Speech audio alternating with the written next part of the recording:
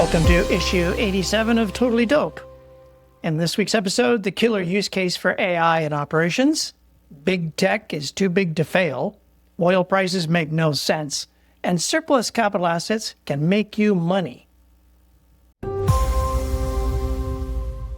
First is my digital tip. AI is no substitute for experience, but experience really benefits from AI.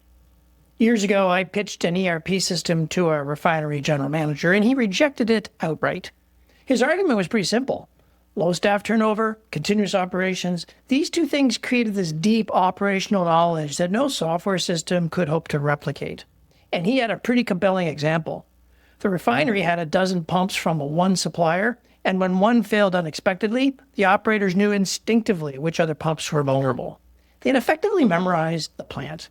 And they didn't need any ERP system or a dashboard or a report or even a supervisor to tell them what to do next. They had seen the movie before. Well, that conversation came back to me during my podcast with Greg Fallon of Geminis AI this week. Geminis links these swift AI technologies to really slow digital twin algorithms to speed up decision-making, which is really quite useful in plant settings where simulations are used. The killer use case for AI in industry is to formalize operator judgment so that it becomes scalable, consistent, and persistent across every shift, facility, and across generations of workers. The key is you have to pitch it as an over-the-shoulder advisor to coach your operators, and certainly not as a way of capturing operators' experience. They'll see right through that, and then you're dead in the water. Here's my observation on how big tech is now too big to fail. Remember back in 2008, we heard that phrase, too big to fail, but it was applied to some of the larger banks? Well, I think that label now applies to these major tech companies. These firms now utterly dominate stock markets. Governments run on their cloud services. Militaries depend on them for mission planning and weapons targeting. And businesses depend on software, the APIs, the search engines, the advertising networks, and identity systems. And of course, us consumers. Well, we organize our lives around these devices and all these platforms. And much like these banks, the big tech companies are actually tightly interconnected. There's reasons that places like Virginia have 250 data centers all clustered together in one tight little geography. That way they can share suppliers, swap cyber data, and collaborate on items of mutual need, like power supply.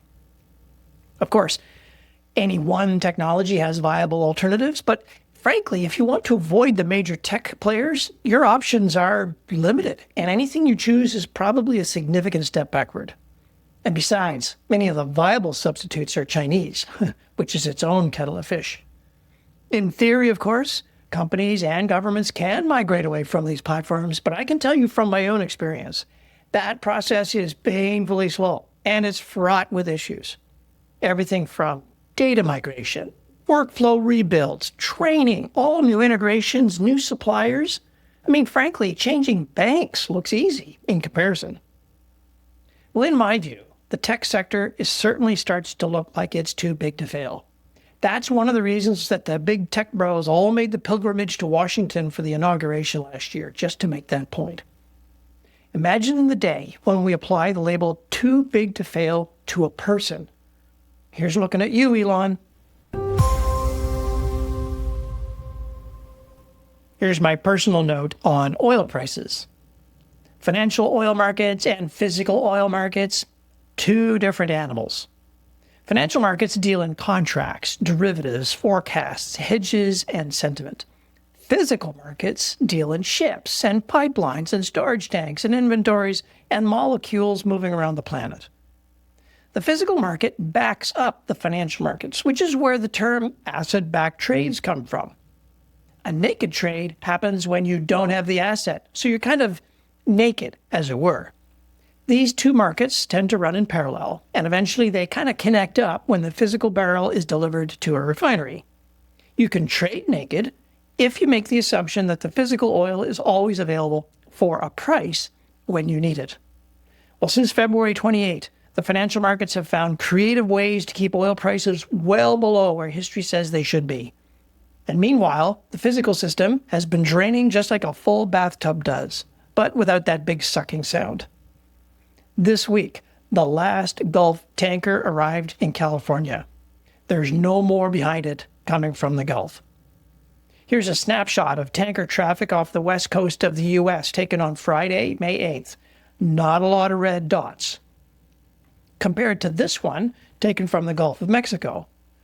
It looks like you could walk from Galveston to Cancun and not get your feet wet. Oil is flooding out of the U.S. right now in a vain attempt to keep prices from getting completely out of control.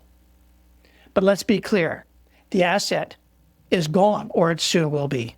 Oil futures are still pricing oil at $85 a barrel for later this year, and that looks pretty naked to me. Now, if you know why this is happening, I'm begging you, drop me a comment or a line. I'm dying to know.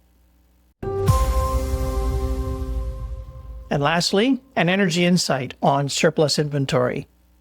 I've always known that Canadian oil and gas companies are sitting on surplus assets left over from various capital projects. But one of my podcast guests estimates that it's at least $50 billion or more. Well, since the drivers behind industrial overspending are really Canadian or even North American, the global number must be orders of magnitude larger. Major capital projects everywhere tend to overbuy because timeline delays cost money. Engineering changes happen, projects get canceled, and procurement teams tend to buy redundantly so that they can manage their risk. Well, guess who is about to go through a major and urgent rebuilding phase? That's right, the Middle East, where Iranian drones have caused no end of havoc with dozens of facilities hit. Qatar projects a 3 to 4 timeline just to bring its damaged LNG train back online. And they're going to need everything. Control panels, pumps, compressors, tubular, and tanks. With lead times for heavy industrial equipment already months or even years out and looming energy shortages which are about to tighten up manufacturing, companies everywhere should be looking hard at all available sources of supply. Well, here's my point. The national oil companies in the Middle East should be pooling their surplus inventories because it will accelerate their ability to get their assets back online. To do so, they need data about what they have in inventory. That data needs to be enriched with data from the original suppliers and the EPC firms to make it searchable. And then it's got to be made accessible to their various contractors. And here's the best part. Someone has already figured out how to do this using AI tools.